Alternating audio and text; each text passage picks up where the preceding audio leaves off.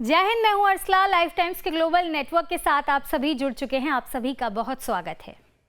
हिंदू मान्यता के अनुसार गर्भाधान से लेकर मृत्यु तक इस धर्म में कुल 16 संस्कार होते हैं। सभी संस्कारों को प्रमुखता दी गई है, लेकिन हिंदू धर्म में विवाह संस्कार को सबसे अहम माना जाता है। हिंदू धर्म की मान्यता के अनुसार शुभ मुहूर्त में विवाह करना बेहद शुभ और लाभकारी माना गया है। ये भी कहा जाता है कि शुभ मुहूर्त में शादी के बंधन में बंधने वाले पति पत्नी को सुख समृद्धि का आशीर्वाद मिलता है और उनकी शादी के बाद कोई खलन नहीं आता। धार्मिक मान्यताओं के अनुसार शुभ मुहूर्त में विवाह करने से वैवाहिक जीवन में शांति, सौहार्द और आनंद बना रहता है। यही वजह है कि हिंदू मान्यता के अनुसार हर प्रथा और परंपरा को विशेष रूप से निभाया जाता है। तो हमारे साथ ज्योतिषाचार्य अल्पना मिश्रा जी जुड़ चुकी हैं। उनसे जानेंगे कि नवंबर और दिसंबर के महीने में शादी के शुभ मुहूर्त क्या हैं और तमाम ऐसी कई बातों पर चर्चा करेंगे। सबसे पहले अल्पना मिश्रा जी, आपका बहुत बहुत स्वागत है। नमस्कार। नमस्कार। मैं ये जानना चाहूँगी कि अभी विवाह का शुभ मुहूर्त शुरू हो गया है। नवंबर और दिसंबर के महीने में काफ़ी विवाह हैं। हिंदू पंचांग के अनुसार काफ़ी विवाह के मुहूर्त आ गए हैं। इस पर आप डिटेल में कुछ बताइए कि नवंबर और दिसंबर में ही क्यों शुभ मुहूर्त की शुरुआत होती है।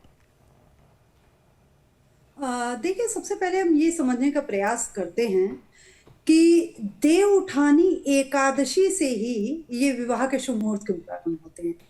ठीक है ना। नवंबर दिसंबर तो हर वर्ष रहता है, पर महत्वपूर्ण यह है कि एकादशी तिथि को क्यों चुनते हैं। तो एकादशी तिथि जो है, जैसा कि आप सभी जानते होंगे कि सृष्टि का जब निर्माण हुआ तो सृष्टि के निर्माण करता ब्रह्मा जी, पालन करता विष्णु जी और संहार करता शिव जी। ठीक, तो इसमें जो विष्णु जी की तिथि बनाई गई, जो विष्णु जी की तिथि है, उसे एकादशी तिथि कहते हैं। चूंकि ये सृष्टि के पालन करता शब्द को समझिएगा, पालने वाला, चलाने वाला, इसी समय से विवाह के शुभ मुहूर्त प्रारंभ होते हैं। जी ठीक है। जी। और आप तिथि, अब मैं थोड़ा सा आपको न्यूमरोलॉजी की तरफ ले जाऊंगी, ध्यान दीजिएगा। जी जी। 11वीं तिथि समझेंगे आप सब। 11 को आप लिख कर देखिए, 1 और 1, 11 का अंक आता है ना जी। 1 और 1 आता है जी। अब आप समझिए कि ईश्वर ने जो तिथि बनाई गई है, इसके निर्माण करता कितने योग्य थे, कितना सोच के बनाया गया कि 1 और 1 मतलब विवाह का जो मेन उद्देश्य होता है ना, वो होती है समानता। समझ में आ रहा है आपको? जी जी जी। कि इक्वल प्रभु ने बनाया। कि देखिए कि जब आप पति पत्नी बन रहे हैं ना, बहुत संभव है कि आप उससे पहले कुछ भी हो, मतलब एक दूसरे के लिए पति पत्नी बन गए, जब आप पालनकर्ता बन गए, तो आप समान हैं जी, एक दूसरे के लिए। विवाह करने जाएं, हाँ। ये सारी चीजें आपको उसके पहले सोचनी है कि आपका पार्टनर IAS है और आप 10th फेल हैं। ठीक, या किसी की बीवी बड़ी सुंदर है, वो मोटा है, दुबला है, कुछ भी असमानता है, तो ये सब आप पहले डिसाइड करिए। परंतु जब आपका विवाह हो गया, आप जीवन में उस वैवाहिक बंधन में बंध गए, वैवाहिक सूत्र में बंध रहे, तब आपको ये ध्यान रखना है कि अब आप समान हैं, आप इक्वल हैं। ये है एकादशी तिथि। अच्छा, आप समझिए कि शिव जी की जो तिथि है वो त्रयोदशी होती है ना, 13 तिथि। कभी इस पे चर्चा करेंगे कि उसके बारे में, वो भी बड़ा पूर्ण विज्ञान है। परंतु एकादशी का महत्व क्या है, इसलिए विवाह के मुहूर्त इस दिन से प्रारंभ, एकादशी तिथि को विष्णु जी की तिथि कहा जाता है। ये पालन करता है। और जब आप पति पत्नी बनते हैं, तो अब आप जीवन में गृहस्थ जीवन को पालने के लिए आगे बढ़ रहे हैं, आप किसी को पालने के लिए आगे बढ़ रहे हैं। आप अपने जीवन को समान रूप से लेकर के जब आगे बढ़ेंगे, तभी आप वैवाहिक जीवन में सुखमय जीवन को प्रारंभ कर पाएंगे। इसलिए प्रारंभिक जो प्रारंभ है वो बहुत महत्वपूर्ण होता है। जी जी। इसीलिए एकादशी तिथि को चुना गया। और देव उठानी एकादशी तो आप सभी जैसे जानते होंगे कि इस दिन विष्णु जी उठते हैं, निद्रा से उठते हैं, और इसी दिन से विवाह प्रारंभ हो जाते हैं। जी, बहुत ही सही बात है अल्पना जी। साथ ही ये भी जानेंगे कि तुलसी विवाह का भी जिक्र इन दिनों काफ़ी हो रहा है। उस विवाह का शुभ मुहूर्त क्या है, उस पर भी बात कर लेते हैं। जी देखिए, तुलसी विवाह जो देव उठानी एकादशी के दिन होता है, तो एकादशी असल में कल से प्रारंभ हो गई थी, परंतु कल यह 6 बज के 46 से प्रारंभ हुई थी, प्रदोष काल के बाद प्रारंभ हुई थी। तो आज उदया तिथि 12 नवंबर 2024 से देवउठानी एकादशी को माना गया। और आज चूंकि यह एकादशी शाम को 5:17 के आसपास, ये थोड़ा आगे पीछे होता रहता है समय, और 5:17 के आसपास ये देवउठानी एकादशी समाप्त हो जाएगी और द्वादशी की तिथि लग जाएगी। तो विवाह का जो तुलसी विवाह का शुभ मुहूर्त, बहुत सारे हिंदू परिवारों में तुलसी विवाह किया जाता है और हम सभी तुलसी मैया की महत्ता को जानते हैं। तो यदि आप अपने घर में तुलसी विवाह कर रहे हैं तो प्रयास ये करिएगा कि 4:05 के आसपास इसे प्रारंभ कर दें आप, और आपकी जो प्रारंभ करने की तिथि है वो 5:17 तक हो जानी चाहिए। इसके उपरांत आप 7:39 तक तुलसी विवाह के जो सारे कार्यक्रम हैं उनको संपन्न कर सकते हैं।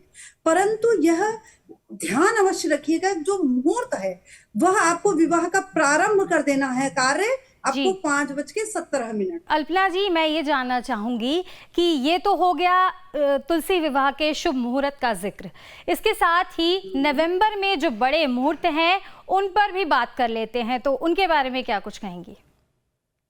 जी बिल्कुल, मैं आपको बता रही हूँ और सभी श्रोतागण दर्शकगण से भी मैं यह कहूंगी कि ये तिथियां जो मैं बता रही हूँ इन्हें आप कहीं नोट करके रख लें, क्योंकि यह बहुत ही महत्वपूर्ण होती है। विवाह की ये जो तिथियां हैं, इससे आप एक नए जीवन का प्रारंभ कर रहे हैं। समझिएगा कि आप अभी तक अकेले थे, जैसे जन्म कुंडली के आधार पर देखूं तो आप सिर्फ लग्न थे, अब आप सप्तम का अपने एक पार्टनर को अपने साथ लाएंगे और आपके जीवन का एक नया अध्याय शुरू हो रहा है।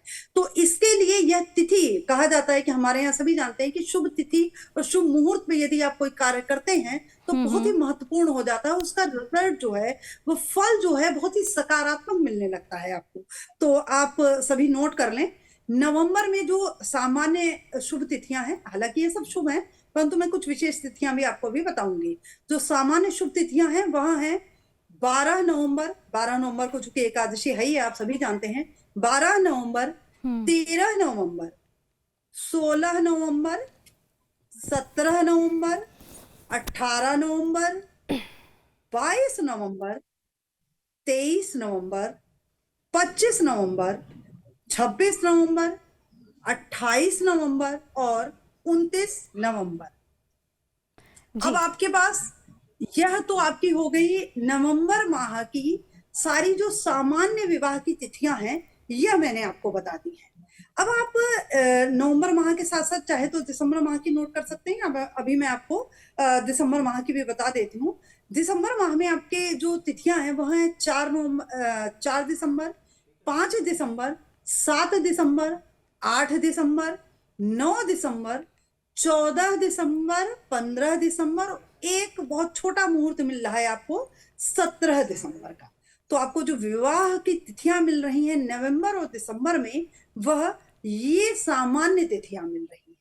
जी, तो ये अल्पना जी आपने बताया दिसंबर और नवंबर महीने के शुभ मुहूर्त, लेकिन इन दिनों विवाह के जो दिन होते हैं इसमें खरमास का भी काफी महत्व है, तो उसके लिए क्या कुछ जानकारी देंगे आप? देखिए, पहले मैं ये कहूंगी कि इनमें कुछ सर्वोत्तम तिथियां हैं। आप उन सर्वोत्तम तिथियों को चुने, ज्यादा बेहतर रहेगा, क्योंकि विवाह बड़ा ही महत्वपूर्ण हमारे यहाँ आयोजन होता है। तो सर्वोत्तम तिथियों को आप लिख लें और इसमें आप थोड़ा सा देख लीजिएगा कि किसी का अगर राहु खराब है तो वह उस तिथि को बता दे, मैं उसके बारे में आपको भी जानकारी दे दूंगी। तो आप नवंबर की सर्वोत्तम तिथियां नोट करिए। सबसे पहले तो 12 नवंबर की ही तिथि, आज की तिथि बहुत अच्छी तिथि है, यह एकादशी है। जिन लोगों ने आज के दिन को चुना होगा बहुत ही बढ़िया है। इसके अलावा एक तिथि है 25 नवंबर की, ये जो अगली एकादशी पड़ेगी 25 नवंबर को पड़ेगी। तो ये 25 नवंबर की तिथि भी बहुत ही बढ़िया तिथि है। इसके बाद की एक तिथि है 28 नवंबर की। 28 नवंबर की तिथि वह सभी जोड़े जो प्रेम विवाह करना चाहते हैं, समझिएगा, क्योंकि स्वाति नक्षत्र इस दिन पड़ेगा और जो राहु होता है वो लट्स का प्रेम का कारक होता है। प्रेम जो एक बहुत ज्यादा वाला प्रेम है कि जुनून जिसे आप कहते हैं, इस तरह का प्रेम होता है राहु का। तो स्वाति नक्षत्र उस दिन पड़ा है और जो लोग प्रेम विवाह करना चाहते हैं उनके लिए 28 नवंबर की तिथि बहुत ही बढ़िया सर्वोत्तम तिथि है। आप इस तिथि को आंख बंद करके चुन लीजिए, आपका विवाह किसी भी प्रकार से, जैसा कि ये सर्वमान धारणा होती है कि प्रेम विवाह जल्दी चलते नहीं है, तलाक हो जाता है, इसमें बहुत बड़े जी आप सभी जानते हैं मतभेद है इनमें। तो 28 नवंबर की तिथि को आप चुने, बहुत बढ़िया। न्यूमरोलॉजी के हिसाब से ये अंक भी आता है 28 का, और जो तिथि है ये स्वाति नक्षत्र में पड़ रहा है, यह बहुत ही बढ़िया रहने वाला है आपके लिए। फिर दिसंबर में जो आपको सर्वोत्तम तिथियां मिल रही हैं, वो दिसंबर की सर्वोत्तम तिथि है, एक है 4 दिसंबर की। 4 का अंक भी जो है यह भी राहु का ही अंक होता है, 4 दिसंबर की तिथि। और इसको मैं अच्छा क्यों मान रही हूँ कि एक तो राहु का जो अंक है 4 मिल गया आपको, और दूसरा इस दिन चतुर्थी तिथि पड़ रही। चतुर्थी तिथि को गणेश जी की चतुर्थी कहा जाता है, गणेश चतुर्थी भी कहते हैं। ये तिथि गणपति भगवान की तिथि होती, तो यह भी एक बहुत अच्छी तिथि है। इसके उपरांत एक तिथि आपको मिलती है, वह है 14 दिसंबर की। 14 दिसंबर को पूर्णिमा पड़ रही है, और यह भी विवाह के लिए सर्वोत्तम तिथि है। बल्कि मैं यह कहूं अगर कि देव उठानी एकादशी के बाद जो सबसे बढ़िया 2 तिथियां मिलती हैं आपको, तो एक तिथि आपको मिलती है ये 28 नवंबर की, और दूसरी तिथि आपको मिलती है 4 दिसंबर की। यह दोनों ही तिथियां बहुत ही बढ़िया हैं आपकी। नवंबर और दिसंबर में विवाह जो जातक करना चाहते हैं। फिर एक तिथि में और बता देती हूँ कि यदि भाई इन तिथियों में आपका विवाह नहीं निकल पाया, या किसी का विवाह बहुत जल्दीबाजी में तय हुआ और यह तिथियां नहीं निकल पाई, आपको इनमें कोई स्थान नहीं मिल पाया है, तो आप एक अंतिम जो सामान्य सी तिथि है वह है 27 दिसंबर की, सॉरी 17 दिसंबर की। ये 17 दिसंबर की तिथि में भी बीच में 2 घंटे का समय आप राहु काल वर्जित करके विवाह के लिए इसको चुन सकते हैं। चलिए। अच्छा अल्पना जी, इसके साथ ही जैसे कई मांगलिक कार्य होते हैं, ऐसा कहा जाता है कि खरमास के दिनों में काफ़ी मांगलिक कार्य जो हैं वो ठप पड़ जाते हैं, तो उसके पीछे क्या विधान है? देखिए, खरमास में सबसे पहले तो आप सामान्य रूप से ही समझिएगा कि देवता, जैसे हिंदू धर्म में आपको पता ही होगा कि हम लोग गणपति जी की आराधना करके हर कार्य प्रारंभ करते हैं। देवों की आराधना से ही हमारे यहाँ हर कार्य प्रारंभ होता है। तिथियां भी उसी हिसाब से बनी हैं। तो जब जी देवता ही सो रहे होंगे, निद्रा में होंगे, जी आप अपने ऊपर समझिएगा। जैसे मान लीजिए आपका विवाह होना है, जी कुछ मिनट के लिए आपको ले रही हूँ इसमें, जी जी, कोई आपका नहीं। विवाह होना है, जी, ठीक है, और आप सो रही हो, तो आपका विवाह हो जाएगा? नहीं बिल्कुल नहीं। समझिए, जी। नहीं होगा। हम्म। ठीक, वो चीज आप छोड़ देंगी ना, लैप्स हो जाएगी। तो हम्म। जब हमारे जो धर्म में हमारा जो धर्म ग्रंथ है, उनमें जो सबसे प्रमुख चीज है कि जब देवता ही सो रहे हैं हमारे, उन वही निद्रा में है, तो हम अपना कोई कार्य कैसे प्रारंभ कर सकते जी हैं? जी हम बिना माता पिता के आशीर्वाद के कोई कार्य अगर प्रारंभ भी करते हैं, तो हमारे मन में एक शंका रह जाती है ना। तो उसी तरह से देवी देवता जो है वो हमारे आराध्य हैं। तो बिना अपने आराध्य के उठे हुए आप कैसे कोई पूजन कर लेंगे? आपके लिए शुभ मुहूर्त उनके उठने से ही शुभ, भाई सूर्य के उदित होने से ही हमारे यहाँ मुहूर्त शुरू हो जाते हैं, होते हैं ना। जी जी तो जी। बस इसी तरह है इसमें। इसीलिए देवोत्थान एकादशी का इतना ज्यादा महत्व है जीवन में, और खरमास को इसीलिए वर्जित माना जाता है। हालांकि खरवास का भी अपना एक महत्व होता है कि आपको ऐसे कार्य, ऐसे जो आपके दोष आदि हैं, उनकी शांति के लिए उनमें कई समय कई मुहूर्त होते हैं जो बहुत अच्छे होते हैं, तो उनके लिए खरवास का महत्व है। ठीक है, जिस तरह दिन और रात्रि है, बस इसी तरह समझ लीजिए इसे। अच्छा अच्छा। इससे साधारण मैं आपको और क्या जी बता सकती हूँ? जी जी जी जी अल्पना जी, इसके साथ ही जैसे खरमास के ये जो दिन हैं, आपने बताया कि कुछ चीज़ों के ज़रिए ही आपकी शुरुआत होती है, जैसे अगर आप उठेंगे नहीं तो शादी कैसे होगी, जाहिर सी बात है। इसके अलावा और कौन सी ऐसी चीज़ें हैं पूजा के लिए, विधि विधान के लिए, जिन चीज़ों से आपको बचाव करना चाहिए? देखिए, मेरा ये मानना है कि यदि आप कोई भी शुभ कार्य कर रहे हैं, केवल विवाह के लिए ही मैं यहाँ नहीं कहूंगी। जैसे किसी को गाड़ी लेनी है, समझिएगा, कोई वाहन जी खरीदना है, जी जी तो वाहन भी तो आप अपने आप उसको चलाएंगे।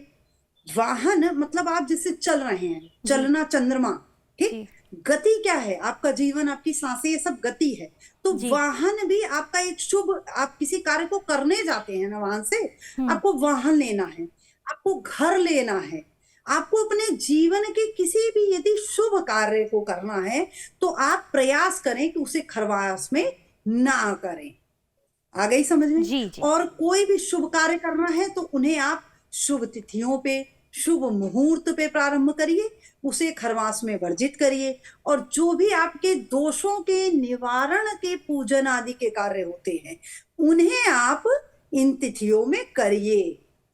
समझ गए आप? जी जैसे आप सभी को इतना तो भान होगा ही कि ईश्वर ने जो चीजें बनाई हैं, भाई बहुत से ऐसे कार्य हैं जिन्हें आप रात में संपन्न करते हैं, गुप्त रूप से भी बहुत कार्य संपन्न किए जाते हैं, समझदार को इशारा काफी। तो उन कार्यों के लिए रात्रि बनाई गई है और दिन के कार्यों के लिए दिन बनाया गया है। तो उसी प्रकार से शुभ मुहूर्त बनाया गया है शुभ कार्यों को करने के लिए।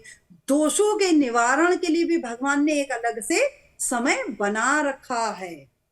जी आ गया समझ में आपको? तो इस तरह से जब आप जीवन को सही दिशा में लेकर के बढ़ेंगे ना, सही तरीके से लेके बढ़ेंगे, तो आप अवश्य उन्नति करेंगे।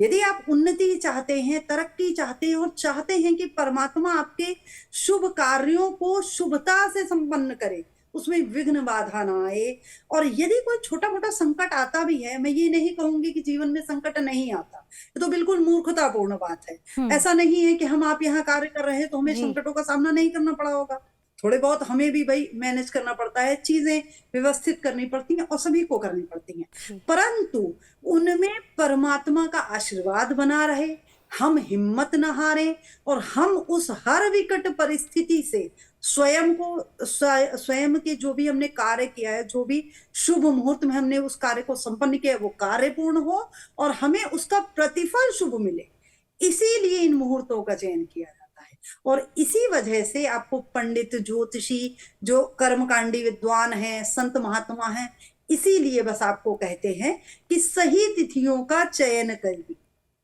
क्योंकि तिथि का बड़ा महत्व होता है हम सबके जीवन में। जी अल्पना जी, तो आपने ये सारी ही बातें कही कि तिथि का महत्व होता है, मुहूर्त की बात करी, तो आप जान लेते हैं कि कुछ ऐसे रंग भी होते हैं, क्योंकि हिंदू पंचांग के अनुसार कई रंग ऐसे हैं जो काफ़ी शुभ माने जाते हैं। तो ऐसे में कौन से रंग हैं जो काफ़ी शुभ माने जाते हैं, या कौन से रंग प्रेफर करने चाहिए? सर्वप्रथम मैं आपको इसमें दो चीजें जोड़ के कहूंगी कि आप ध्यान रखिए, आपने जैसे दैनिक जीवन में आप देखते होंगे कि बहुत सारे लोगों को लाल रंग पहनने पे क्रोध आता है, ज्यादा क्रोध आता है, या डार्क कलर्स देखते हैं तो उन्हें गुस्सा आता है। तो विवाह आदि या आप अपना कोई शुभ कार्य यदि करने जा रहे हैं तो उसकी जगह, जैसे आप बहुत सारे लोग बोलेंगे हमें तो रेड पसंद ही नहीं है, हम रेड कलर का लहंगा नहीं पहनेंगे। वैसे तो चटक रंग लाल है, पीला है, नारंगी है, इन्हें शुभ माना जाता है, ये अच्छे कलर होते हैं। तो क्योंकि आप विवाह करने जा रहे हैं या कोई शुभ कार्य करने जा रहे हैं तो उत्साह, जो चटक रंग होते हैं वो जीवन में उत्साह का कारक होते हैं। तो उत्साह जरूरी है ना, उत्साह पराक्रम जरूरी है। आप जैसे तो लोग ट्रेंड के अकॉर्डिंग आजकल रंग जो होते हैं, हाँ, जैसे ट्रेंड के अकॉर्डिंग लोग पिंक कलर है और जो चलन में है उन चीजों को ज्यादा ऊपर रखते हैं, तो इसके लिए करते हैं। तो आप जो चलन में कलर हैं, अगर आप उनके अनुसार चुनना चाहते हैं तो उनमें भी आप शुभ कलर देखिए। जैसे कि आपको अगर लाइट कलर पसंद है, सपोज दैट आपको लाइट कलर पसंद है और नवविवाहिता चाहती है कि हमारा जोड़े का रंग हो वो पिंक हो, तो आप बेबी पिंक कलर में सुर्ख लाल कलर को ऐड कर लीजिए। जी, आ गई समझ में? आपने अपनी शुभता को, अपने पराक्रम को, उत्साह को कैसे उसमें ऐड किया। ठीक है, आप उसमें गोल्डन कलर का चयन कर सकते हैं, आप उसमें हल्का नारंगी कलर चयन कर सकते हैं। जी। आप यदि किसी, बहुत सारे लोग होते हैं जो नीले रंग को प्रेफर करते हैं, तो यदि आप नीले रंग को प्रेफर कर रहे हैं तो ये अवश्य ध्यान रखिएगा कि आपकी पत्रिका में या आपके जीवन में राहु का प्रभाव शुभ होना चाहिए। यदि आप प्रेम विवाह कर रहे हैं, इस बात को ध्यान में रख के आप चलिएगा कि यदि आप प्रेम विवाह कर रहे हैं और आपकी कुंडली में, आपकी पत्रिका में राहु शुभ स्थिति में है, तब तो नीले रंग का चयन आपको बेहतर रिजल्ट देगा, समझिएगा। परंतु यदि आप राहु के प्रकोप के वशीभूत होकर के प्रेम विवाह कर रहे हैं और आपने नीले रंग का चयन किया है, तो उसी दिन से आपका विवाह जिस दिन संपन्न होगा ना, उस जोड़े से आपकी उल्टी गिनती संपन्न हो जाएगी। तो नीले रंग का चयन सोच समझ के करें, ना करें तो ज्यादा बेहतर है। मैं यहाँ यही बोलूंगी, इस विशेष रूप से आप लाल, नारंगी, पिंक, गुलाबी और पीले रंग का। पीला रंग जो होता है वो एकादशी के लिए बहुत अच्छा माना जाता है। पीले रंग को बहुत शुभ मानते हैं। आप कोई शुभ कार्य करना चाह रहे हैं तो यदि आप पूर्ण रूप से पीला रंग नहीं पहन सकते हैं तो आप क्रीम कलर का चयन कर लें। हल्के आप जो थोड़ा सा ऑफ वाइट होता है जिसे कहते हैं उसका चयन कर सकते हैं, या फिर आप अगर पीला चयन करते हैं तब तो सर्वोत्तम है, बहुत अच्छा माना जाता है उसको। इसीलिए आपको ये भी पता होगा, जैसे कि आप सब जानते होंगे, हिंदू विवाह से में एक पियरी होती है, सुना होगा आप सबने ना।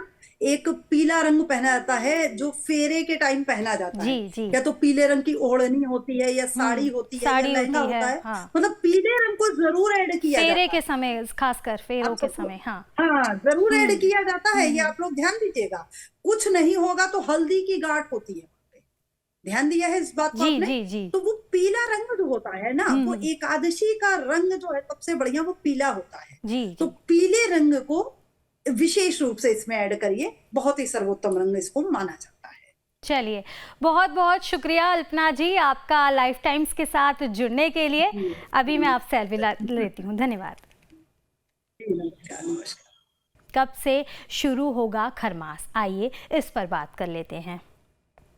हिंदू धर्म में शुभ काम के लिए मुहूर्त की खास आवश्यकता होती है, तो खरमास में इस पर प्रतिबंध लग जाता है। कुल मिलाकर खरमास के दिनों में विवाह, मुंडन और गृह प्रवेश समेत मांगलिक कार्यों के करने पर रोक लग जाती है। ज्योतिषाचार्य डॉक्टर अल्पना मिश्रा का भी कहना है कि 15 दिसंबर 2024 से मकर संक्रांति यानी 14 जनवरी 2025 तक विवाह समेत मांगलिक कार्य ठप रहेंगे। इसके बाद यानी खरमास खत्म होते ही फिर से विवाह के शुभ मुहूर्त शुरू हो जाएंगे।